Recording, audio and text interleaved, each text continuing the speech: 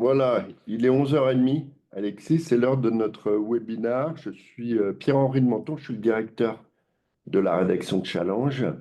On a monté cette petite réunion de travail à distance ensemble, parce qu'à Challenge, on est passionné par beaucoup de sujets, dont celui du partage de la valeur. Et on aime bien aussi les startups, les licornes, les sociétés en hypercroissance. Et donc, on va aujourd'hui travailler sur comment concilier partage de la valeur et hypercroissance. Alors peut-être deux mots, Alexis, sur RS Group, qui vous êtes, quels sont vos métiers? Bonjour Pierre-Henri, bonjour à tous. Merci pour votre présence. Effectivement, le partage de la valeur, c'est vraiment au cœur de l'entreprise RS. Pour ma part, je suis directeur associé du groupe RS. Alors RS, pour vous détailler un petit peu qui on est en quelques mots, et peut-être qu'on peut mettre la présentation avec les chiffres. RS, nous sommes des spécialistes du partage de la valeur. Donc, quand on parle de partage de la valeur sur le sujet, on parle d'épargne salariale, on parle d'actionnariat salarié, mais on est également un acteur très présent sur le monde de la retraite, que ce soit la retraite individuelle ou la retraite collective. En quelques mots, hein, RS, c'est une structure qui a maintenant une vingtaine d'années d'existence. On gère plus de 7 milliards d'euros d'encours. On accompagne 28 000 entreprises sur ces questions de partage de la valeur. Et on travaille à la fois en direct vis-à-vis des entreprises qui ont des problématiques complexes ou via un réseau de distributeurs intermédiaires pour les plus petites PME, TPE de 7 000 distributeurs qui sont des experts comptables, des courtiers, des conseillers en gestion de patrimoine. Et vous voyez à droite quelques références majeures de nos clients les plus... Alors, on voit dans donc, la petite illustration que vous avez la diversité donc de vos clients, hein. Ça va des très grands groupes comme LVMH ou Vinci à des PME et aussi à des sociétés dont on va particulièrement s'intéresser aujourd'hui, qui sont des sociétés en hypercroissance. Il y a un exemple là, par exemple, avec Datadog, qu'on connaît bien, société en hypercroissance, qu'on connaît bien à Challenge. Donc peut-être on commence, peut-être vous nous faites rapidement, parce que je pense que tout le monde en est convaincu ici, mais quel est l'intérêt pour un dirigeant d'entreprise, pour un actionnaire, on va dire, qui aura le contrôle d'une entreprise, de partager la valeur avec les salariés.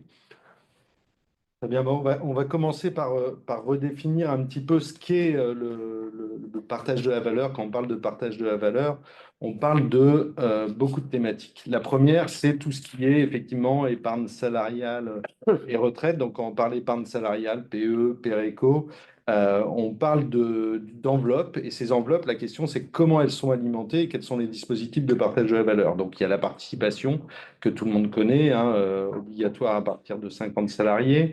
On parle de l'intéressement, qui est une formule un petit peu plus souple, et de l'abondement.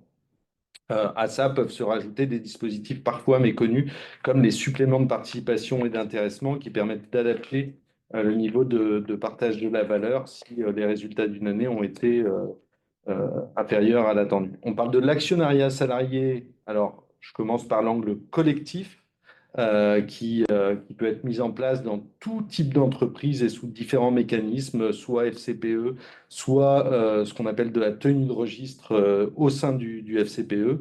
Et on a de nouveaux dispositifs qui sont apparus au cours des dernières années, que ce soit le contrat de valorisation avec la loi ANI ou le contrat de partage de la valeur.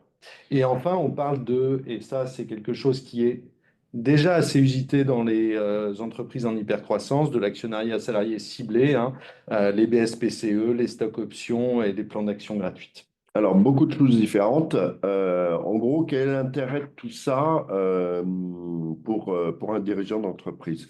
Alors, le premier intérêt, il est d'abord en termes d'efficacité de ces primes de partage de la valeur. Si on parle de l'intéressement et de la participation, là on met une petite illustration, pour 1 000 euros de coût d'entreprise, dans la poche du salarié, on va avoir 903 euros, hein, si on est dans une entreprise qui n'est pas soumise au forfait social. Alors, on va avoir 903 euros dans la poche du salarié. Alors que ces mêmes 1 000 euros versés sous forme de prime avec tout l'effet des charges et de l'impôt sur le revenu ici, qu'on illustre avec un impôt sur le revenu de 30%, et bien dans la poche du salarié, vous voyez ici que on est à 383 euros, donc une efficacité qui est quasiment multipliée par 2,5 là-dessus. Donc cette efficacité, elle est souvent répartie entre l'entreprise et le salarié, et donc ce qui va permettre d'avoir plus de cash. Ensuite, on a, j'ai envie de dire, un autre dispositif qui est l'actionnariat salarié ciblé, hein, qui permet, lui, de motiver, d'orienter des performances via des conditions d'exercice et de fidéliser et de retenir des talents là-dessus. Et là, on en a parlé, BSPCE, stock options, actions gratuites, sachant que, et vous parliez de Datadog, hein, il existe des dispositifs qui permettent d'effectuer des passerelles entre ces dispositifs ciblés et le plan d'épargne entreprise et qui permet là d'avoir une certaine optimisation fiscale assez efficace. Alors, j'étais pas sur le bon slide, excusez-moi. Et l'actionnariat salarié collectif, et je finis par là, l'actionnariat salarié collectif, il a vraiment vocation à permettre à chacun de participer à une aventure entrepreneuriale. Et ça, c'est essentiel. Ça permet de développer un sentiment d'appartenance à tous les étages de l'entreprise et d'aligner les intérêts des salariés et de ses actionnaires. Alors, on va poursuivre notre conversation donc, en s'intéressant aux entreprises, on va dire, du type Datadog, c'est-à-dire aux entreprises vraiment en hypercroissance, aux licornes ou aux futures licornes, on l'espère pour toutes les startups. Vous parliez d'aventure, là on est vraiment dans l'aventure entrepreneuriale, des entreprises qui parfois perdent de l'argent parce qu'elles investissent énormément. On va voir comment on concilie, on va dire, ce profil assez particulier avec tous les dispositifs que vous avez mentionnés en rentrant un petit peu dans les détails. Je fais un petit point méthodologique. Vous pouvez vous poser vos questions sur le chat. On s'est dit avec Alexis qu'on arrêtait la presse vers midi pour laisser un quart d'heure ensuite pour répondre à vos questions et pouvoir dialoguer un peu entre nous. Et merci encore d'être aussi nombreux parmi nous. Alors, la question de cours maintenant, c'est quels outils privilégier pour les entreprises en hypercroissance? Voilà. Avant de rentrer sur les modalités de choix de chacun des dispositifs, ce que je vous propose, c'est de rentrer effectivement dans le détail de de chacun de ces dispositifs, en commençant par le premier et sans doute le plus connu par ces entreprises, que sont les BSPCE. Alors, les BSPCE, en fait, c'est une catégorie particulière, hein, de stock options. Qu'est-ce que ça veut dire BSP? Vous savez ou pas? Alors, Tout le monde parle de BSP. Ça bon de veut dire quoi souscription exactement? et alors là, je vais avoir un Ah, petit doute, je suis petite colle. désolé. Bonne souscription, là, jusque-là, ça Participation, participation et et de là, c'est quoi des entreprises? là C'est pas grave. j'ai un petit doute, je suis désolé, Pierre-Henri, On aime bien vous les corrigez, acronymes. là-dessus, mais c'est vraiment un dispositif qui est ciblé sur les jeunes entreprises et notamment qui est réservé aux entreprises qui ont moins de 15 ans, qui sont encore détenues à plus de 25% par des entreprises, par des personnes physiques, excusez-moi. C'est réservé à certains types de structures, les SA, les SAS, les SCA et les SE. Alors, ces BSPCE peuvent être donnés soit aux salariés, soit aux dirigeants, voire aux membres du conseil d'administration. Et l'avantage de ces BSPCE, il est fiscal, il n'y a pas de contribution d'entreprise et seules les plus-values vont être soumises à la flat tax ou à l'impôt sur le revenu sur le sujet. Donc, souvent utilisés au sein de ces entreprises, les dispositifs qui sont un peu moins connus, c'est effectivement tous les dispositifs collectifs.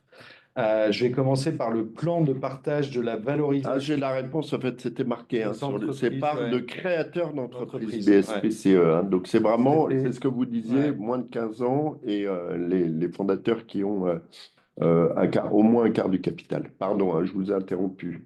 Maintenant, on va parler du PPVE. Alors, PPVE, ça c'est un nouveau-né suite à la loi ANI.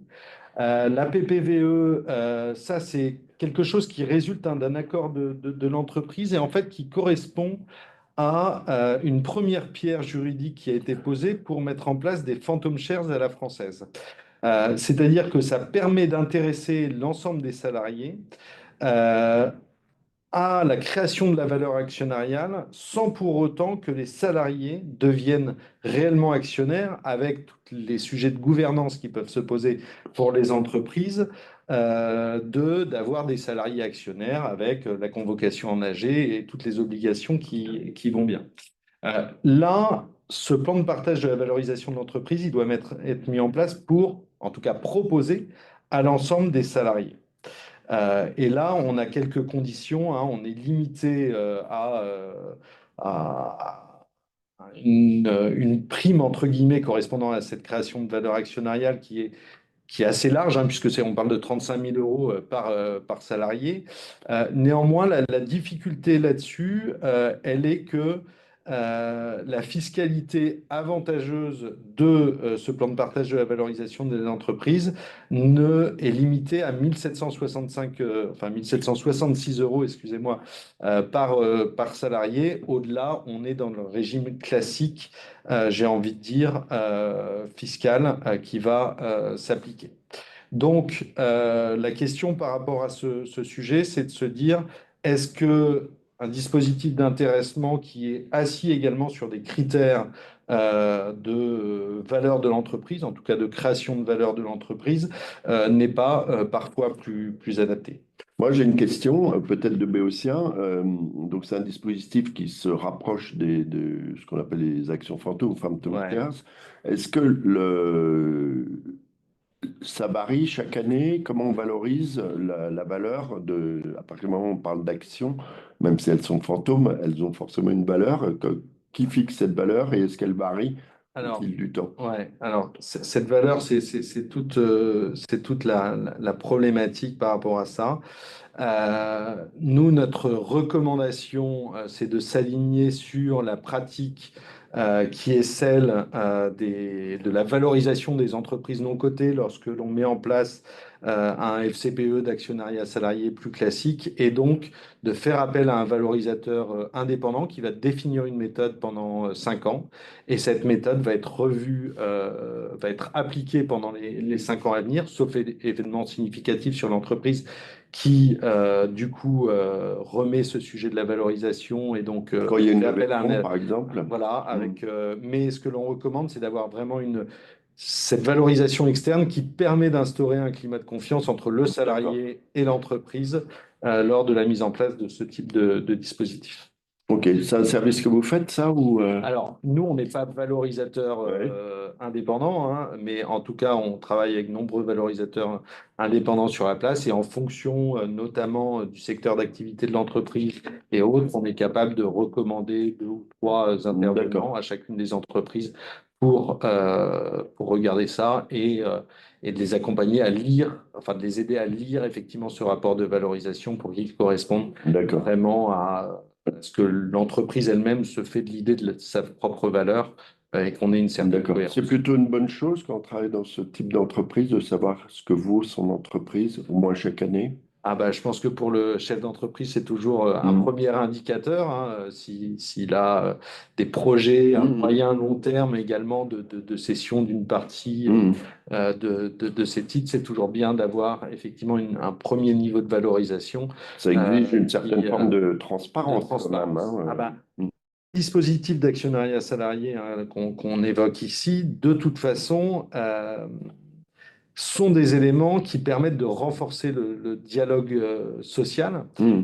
Donc oui, c'est une contrainte de transparence, mais inversement, c'est aussi une manière de se contraindre à expliquer la stratégie de l'entreprise, à expliquer comment l'entreprise crée de la valeur à ses salariés, et donc d'avoir une plus forte implication. On a passé un petit peu Hmm. rapidement le, le- le- le- le slide là-dessus, mais aujourd'hui, les entreprises qui ont mis en place ce type de dispositif constatent quand même 3 effets importants. C'est que l'implication des salariés est plus grande, la fidélisation de leurs salariés est également plus importante et leur motivation. Hmm. Hmm. Donc, et Hmm. ça, 3 quarts, systématiquement, 3 quarts des entreprises ont vraiment constaté ces effets lorsqu'elles ont mis en Hmm. place un dispositif. Très bien, on continue notre petit passage en revue. Est-ce qu'il y a d'autres dispositifs comment qui dire, existe. très adapté aux sociétés en hypercroissance. Alors, on a un deuxième dispositif qui existe, qui est le contrat de partage de la valeur. Et là, ça permet aux actionnaires d'une entreprise de distribuer une partie de la création de valeur de l'entreprise à l'ensemble des salariés au moment de la sortie. Alors, au moment, excusez-moi, j'ai pas passer le slide. Hop, voilà. Ça permet effectivement de partager. Et là, ce qui est intéressant sur ce dispositif-là, j'ai envie de dire, c'est que c'est pas forcément l'ensemble des actionnaires qui peut proposer de partager cette valeur.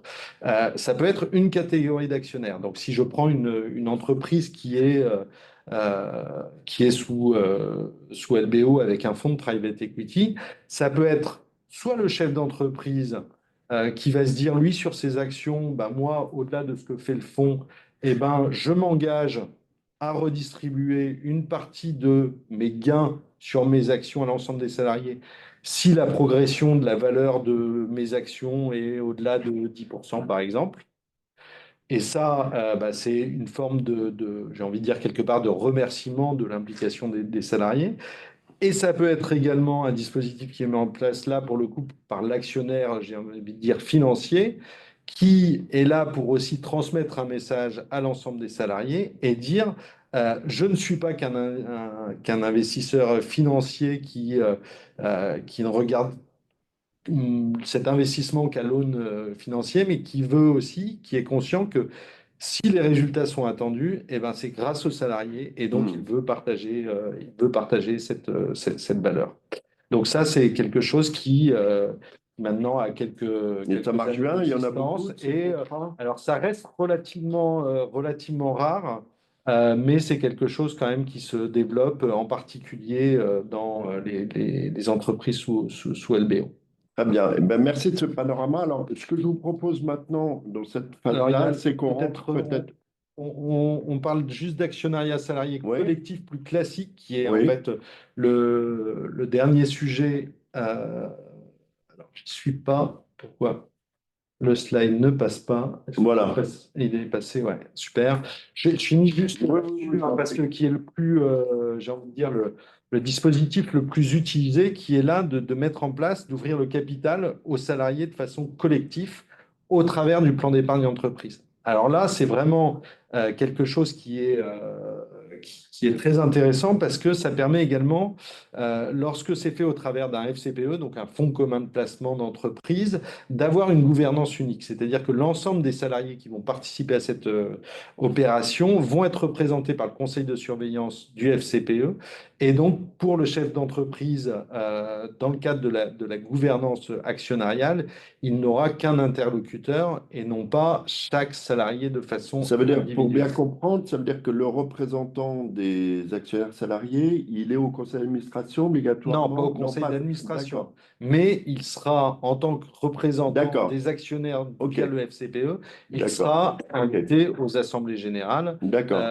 sur le sujet. OK. Et là, c'est ouvert, c'est quelque chose qui est ouvert à tous les salariés. Il y a des dispositifs d'accompagnement, et ça, c'est des choses qui sont régulièrement mises en place, que ce soit l'abondement, la décote, qui vont permettre effectivement d'inciter, et ça c'est le choix de l'entreprise de proposer ces abondements et des cotes, de leur proposer d'investir. Et l'avantage de ce dispositif, c'est effectivement la fiscalité, hein, puisque la fiscalité sur les plus-values des actions sera la seule CSG-CRDS assortie sur les plus-values pour les salariés. D'accord. Donc Et ça, donc c'est un ça, c'est dispositif fiscalement intéressant, éprouvé. Ça, oui, ça éprouvé existe dans beaucoup de grandes et j'ai sociétés. envie de dire, le projet doit être défini en amont par Mhm. l'entreprise, hein, mais c'est quelque chose qui permet vraiment d'avoir D'accord. cette adhésion et cette On motivation. parlait, on a beaucoup parlé Ouais, culture d'entreprise, etc. exactement. C'est un dispositif très, très adapté à ça. Alors, on va rentrer un peu dans les cas pratiques. On va en prendre deux ou trois. Un profil de boîte en hypercroissance et qu'est-ce qui se passe? Quels sont les bons outils dans cette palette d'outils que vous nous avez présentés?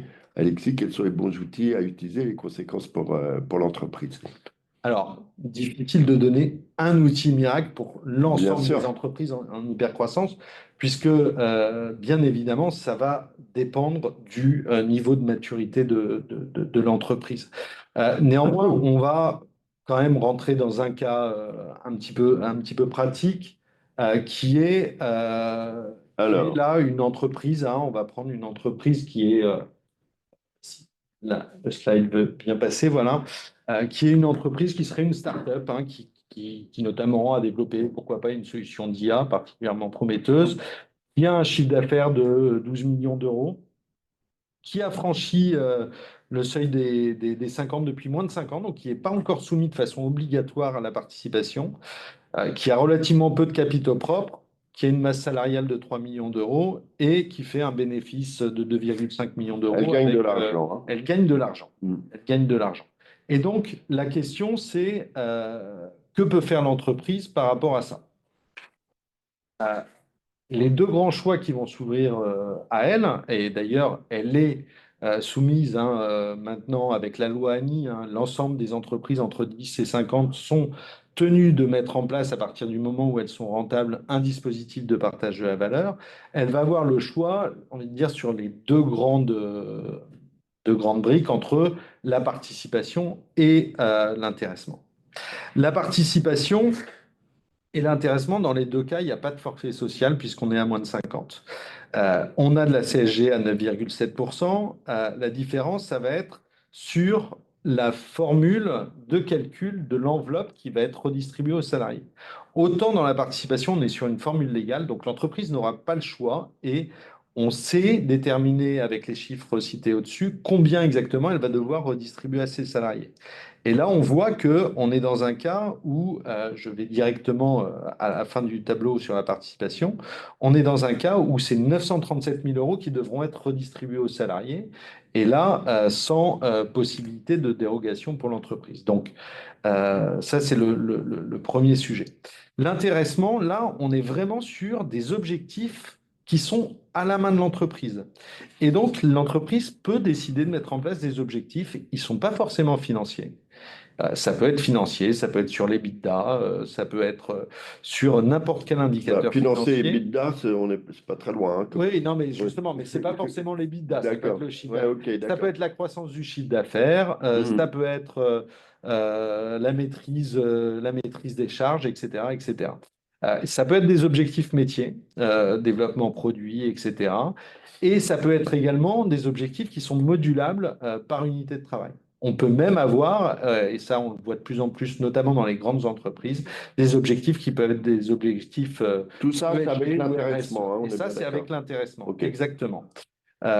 Et pareil, l'enveloppe à répartir entre les salariés, là, elle est complètement maîtrisée par le chef d'entreprise et il peut décider de la fixer de façon volontaire avec une limite qui sera 20% de la masse salariale, soit 600 000 euros dans le cas évoqué ici. Donc là, on voit bien que ici, on est typiquement dans un cas où l'intéressement apportant plus de souplesse, une enveloppe Mhm. quasiment équivalente à la participation, le choix de l'intéressement sera beaucoup plus intéressant. D'accord, donc là, ça paraît très clair. Juste aussi, là, là c'est un exemple. Ouais, On a pris, alors c'est super, hein, la boîte, gagne de elle l'argent. gagne de l'argent, elle est, voilà, elle a peu de capitaux propres, elle gagne de l'argent, formidable. Tous et toutes ne sont malheureusement pas comme ça. Donc, je pense que votre job aussi, si j'ai bien compris, RS Group, c'est de trouver la meilleure solution. Exactement. Il y a des profils très différents. Il y a des boîtes qui prennent le parti ou qui sont obligées de perdre de l'argent parce qu'elles sont dans un domaine très concurrentiel et des investissements très lourds. Voilà, hein, ça a été le cas d'Amazon, je rappelle, pendant quelques Quelques années. décennies. Donc, je pense que chaque société en hypercroissance a un profil différent et ça nécessiterait à chaque fois un cas pratique. Est-ce qu'on dit, avant de laisser Parlons-en, hein, parce que la... là, Ouais. le webinaire est très centré, a été très centré sur les outils et sur une Hmm. description même synthétique des outils. La première question que doit se poser l'entreprise et sur laquelle on l'accompagne, c'est pas de savoir, de leur présenter les outils et de savoir lequel elles veulent choisir. C'est quel est mon objectif en fait? D'accord. Quel est mon objectif? Quel est mon budget? Et en fonction de ça, on accompagne pour choisir D'accord. le Donc meilleur outil et la meilleure la bonne solution méthodologie, c'est stratégique. l'inverse Et de ce que j'ai dit, c'est-à-dire qu'il faut trouver l'objectif. Est-ce que c'est le développement commercial, l'internationalisation de la exactement. boîte? Est-ce que c'est, il faut que je sois rentable, j'ai un fonds, faut que je sois rentable là, que je sois à Et l'équilibre à dans un l'horizon, an, ou exactement. je sais pas. Ouais. Donc c'est en fonction de ça, Ça, et avec toujours un objectif commun qui est de faire communauté, culture commune, exactement. et qui est pas qu'on assiste parfois dans ces sociétés hypercroissance, effectivement, à des fondateurs associés qui sont très riches, en tout cas sur le papier, et c'est un petit peu compliqué parfois de gérer ça avec des salariés qui, eux, sont moins associés Exactement. à la valeur de l'entreprise qui se développe. Peut-être quelques mots de conclusion rapide avant qu'on entame le dialogue avec tous ceux qui ont bien voulu nous rejoindre aujourd'hui. Alors, effectivement, avant de conclure, peut-être, si ça va bien, hop, On a un non, problème de pile de zapettes. Ah alors voilà. c'est bon. Juste, hein, là, on a été assez réduit, mais globalement, il faut savoir que le, le- si on veut aller plus loin, au plus tôt on met une politique d'actionnariat salarié collectif pour partager la valeur euh, avec les salariés, au mieux on est parce qu'on acculture les gens de façon régulière. Euh, je l'ai dit, hein, le FCPE a l'avantage effectivement de la gouvernance et peut se faire soit par cession de titres, soit par augmentation de capital. Euh, Ce FCPE peut être alimenté par les salariés à partir d'argent qu'ils ont déjà, puisqu'ils peuvent arbitrer les sommes qu'ils ont à l'intérieur de leur plan d'épargne pour investir dans l'entreprise. On peut protéger l'entreprise aussi et le chef d'entreprise au travers de la création d'un pacte d'actionnaires entre le FCPE, bien sûr, et l'entreprise. Et un dispositif qui est souvent oublié, c'est l'existence d'une passerelle entre stock options et dispositif d'actionnariat salarié collectif qui permet notamment d'effacer totalement la plus-value d'acquisition. Donc il y a de nombreuses subtilités qui méritent d'être étudiées. Voilà. En conclusion, hein, encore une fois, je reviens sur ce sujet. La question n'est pas tant de connaître l'ensemble des dispositifs qui existent. La question est vraiment de savoir qu'est-ce que je veux faire, combien je veux partager et sous quelles conditions, et ensuite d'avoir quelqu'un pour vous accompagner pour trouver la solution adaptée à votre objectif. Voilà, merci Alexis. Beaucoup de subtilité, vous le disiez, on va dire, n'ayons pas peur des mots parfois, de la complexité. Vous avez été très clair. Moi qui n'y connais pas grand-chose, j'ai tout compris, Alexis, donc merci beaucoup. Alors, on va maintenant vous demander de poser des questions, je ne sais pas, via notamment le chat, je crois, et on est à votre disposition pendant un quart d'heure pour dialoguer avec vous, si quelqu'un veut se lancer.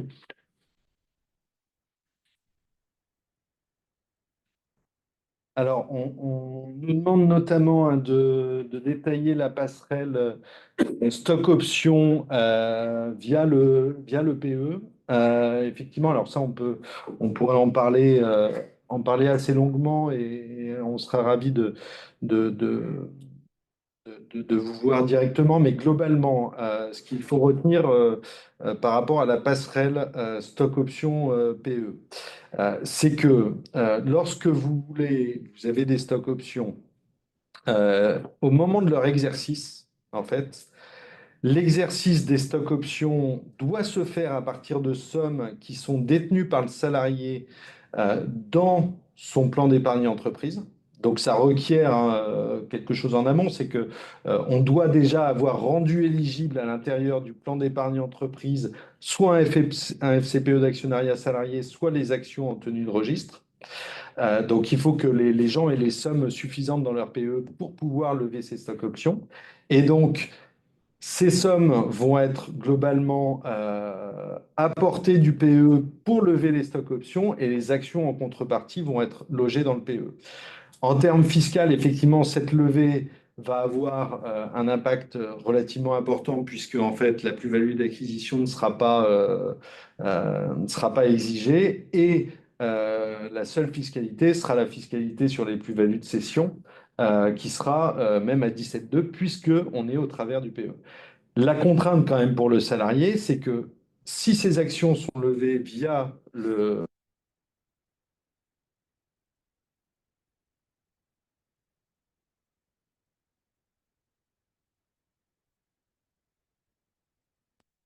à mettre en place en amont pour réfléchir à ces sujets et notamment on évoquait Datadog qui a été qu'on a accompagné sur l'ensemble de ces sujets. Voilà. Euh, Alors, je vous laisse regarder s'il y avait d'autres questions. alors, je Sinon, moi, crois j'en ai qu'il y a... une. Ouais. Alors, allez-y. Alors, moi, j'ai une question. Vous mentionnez aussi dans cette dernière slide de conclusion, elle s'appelle pour aller plus loin. Alors, c'est normal que ça suscite un peu la curiosité sur la nécessité d'un pacte d'actionnaires avec justement le FCPE. C'est Alors, quoi? Est-ce qu'il n'y a pas un problème quand même alors, de gouvernance là, de lâcher un peu les manettes? Je ne sais pas, qu'est-ce qu'il faut non, alors accepter ou pas? justement, le pacte d'actionnaires avec le FCPE n'est pas nécessaire, enfin n'est pas réglementaire. D'accord. Mais la capacité de mettre en place un pacte d'actionnaires avec le FCPE permet de protéger l'investisseur, enfin l'actionnaire majoritaire, puisqu'elle permet notamment de mettre en place des clauses de drague longue, comme on parle, Mhm. c'est-à-dire que finalement, l'investisseur salarié qui aura investi dans le PE, qui est déjà euh, sauf cas de déblocage anticipé, ne peut pas céder ses parts de fonds avant 5 ans. Là, effectivement, on le protège en disant il ne peut pas vendre ses titres à n'importe qui. Mhm. Enfin, le Voilà. FCPE ne Mhm. peut pas vendre à n'importe qui. Et donc, on ne se retrouve pas avec un actionnaire Ok, externe que l'on n'aurait d'accord. pas désiré. Et ça protège aussi Ok, parfois les donc salariés on en va disant dire si l'actionnaire majoritaire vend l'ensemble de ses parts, et ben, le FCPE peut également vendre l'ensemble de ses parts au même prix. d'accord, pas obligatoire, mais C'est pas fortement obligatoire, mais recommandé. fortement recommandé. Voilà. Il y avait une question également sur le plan de partage de la valorisation d'entreprise, hein, savoir s'il s'appliquait à l'ensemble des salariés ou si on pouvait y appliquer des conditions. On peut, alors ça concerne l'ensemble des salariés, avec plus d'un an d'ancienneté. Par contre, on ne peut pas mettre en place des conditions de statut. On ne peut pas mettre des conditions d'ancienneté supérieures à un an par rapport à ce dispositif. Donc ça reste un dispositif quand même très collectif avec une uniformité. Alors moi j'ai une petite question un peu iconoclaste. On parle beaucoup donc de partage de la valeur. Donc pour partager de la valeur, encore faut-il qu'il y en ait, qu'on en crée, peut-être chaque année un peu plus. En ce moment, c'est un petit peu compliqué pour un certain nombre de sociétés en hypercroissance qui se retrouvent en croissance, voire à décaler un peu leurs objectifs. Mais j'ai quand même besoin, quand je suis dirigeant d'une entreprise comme ça, de souder les équipes, de les fidéliser plus que jamais. Est-ce que dans ces dispositifs, il y en a un, alors je sais, c'est mon objectif, hein, c'est de les fidéliser, de faire qu'ils n'aillent pas regarder ailleurs, ils ne se découragent pas. Voilà mon objectif. Quel instrument il faut utiliser dans ce profil-là? Alors, si je suis une entreprise, la question c'est qu'est-ce qu'on appelle partage de la valeur? Une entreprise qui perd de l'argent n'est pas forcément une entreprise qui ne génère pas de croissance de la valeur. Parce que, et notamment hein, sur les entreprises en hypercroissance à fort besoin Bien sûr. de capitaux au départ, on voit au travers de tours de table successifs que la valeur de l'entreprise augmente alors même Bien sûr. qu'elle perd de l'argent. Hmm. Euh, il y a deux sujets. Les dispositifs de partage de la valeur, j'ai envie de dire les plus classiques, participation, intéressement, sont des dispositifs qui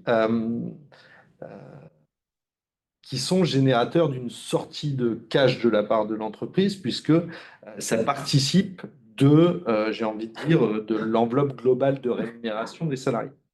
Euh, donc, ça peut rester intéressant quand même pour l'entreprise de mettre ça en place pour aligner les salariés et les objectifs de l'entreprise, tout en limitant, j'ai envie de dire, la fiscalité sur l'ensemble de l'enveloppe de rémunération. Mais c'est quand même une sortie de cash. Si je veux intéresser mes salariés au partage de la valeur créée par la croissance de la valeur actionnariale de l'entreprise, là, il faut que je m'intéresse à l'ensemble des outils d'actionnariat, qu'ils soient ciblés, mais ça, c'est souvent déjà mis en place dans ces entreprises, ou collectifs, tels qu'on a pu en parler aujourd'hui. Très bien. Est-ce qu'il y avait d'autres questions? Il nous reste 5 minutes. Alors, j'en pose une dernière. Allez, je suis très bavard. Ces sujets me passionnent. On a lu dans la presse à droite et à gauche en ce moment qu'il y avait un peu des tensions entre les fonds d'investissement, le private equity et le management des sociétés. Pas forcément hein, toutes des sociétés en hypercroissance d'ailleurs.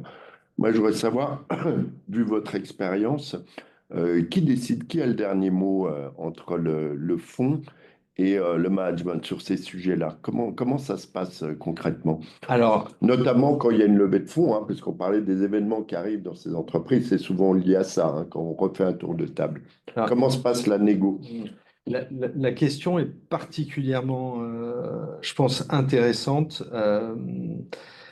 Souvent, les entreprises qui connaissent un changement de structure actionnariale, soit lors d'un premier, un deuxième, un troisième LBO, euh, réfléchissent au sujet effectivement du partage de la valeur et notamment de l'intéressement de l'ensemble des salariés après l'opération finalement de changement actionnarial. Et dans ces cas-là, une fois que c'est fait, si le fonds est majoritaire, c'est le fonds qui, au final, a la décision finale Vous du voulez dire sujet. que dans la Donc, négociation, on donc, ne compte pas ça en amont, quoi. rarement, en fait, Rarement, d'accord. rarement les conseils des managers euh, enfin, les conseils des managers euh, vont, vont, vont, vont vont dire aux managers de faire attention dans la question de la Mhm. négociation, bien sûr, du D'accord. package qu'ils vont pouvoir avoir, de définir j'ai envie de dire, l'appel d'offres qu'ils font auprès Mhm. des fonds qui seraient des potentiels acheteurs, de déjà réserver une enveloppe pour effectivement une opération d'actionnariat collectif. L'avantage de le faire en amont, et là, il faut s'y intéresser, y passer un petit peu de temps dans une période qui est très compliquée hein, pour les managers, Mhm. on en a bien conscience, c'est que une fois que c'est fait, il n'y a plus de discussion avec le fonds, et ensuite, c'est qu'une question de mise en œuvre. Et la question, c'est pas uniquement de réserver une enveloppe, il y a des questions aussi dans le pacte d'associés qui Mhm. va être mis en place de prédéfinir l'ensemble des conditions, mais du coup, ensuite, ça se déroule de façon très, très fluide.